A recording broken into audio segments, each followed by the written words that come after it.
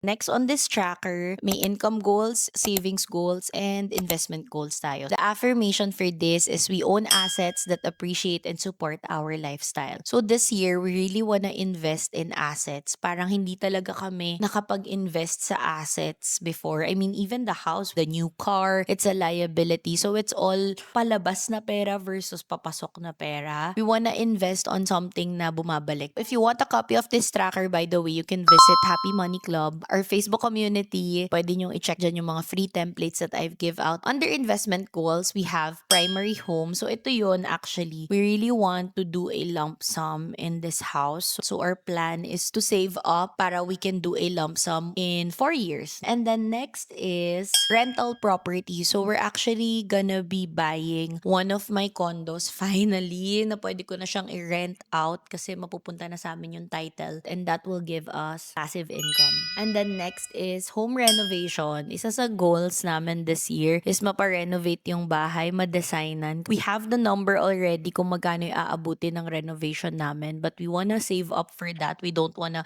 spend on it agad-agad right away, no? And then next under asset investment goals are protection and security, which is our health insurance coverage and life insurance. So meron naman kaming health and life insurance pareho. And then next is debt strategy. So sino yung merong mga high interest debt, kailangan ma-zero yun. Kailangan mo ma-identify kung magkano ba yung utang mo para masulat mo dyan na kailangan mo siyang i-clear out. Tapos pay off timeline, if any. And then next is our money multiplies steadily and wisely. So investments, under investments, we wanna start investing again in stocks, ETFs, index funds, and Pag-ibig MP2. Lalagyan nyo lang ng magkano yung goal ninyo. It doesn't have to be big, but I think it's more of allocating properly your money for 2026. Yun lang!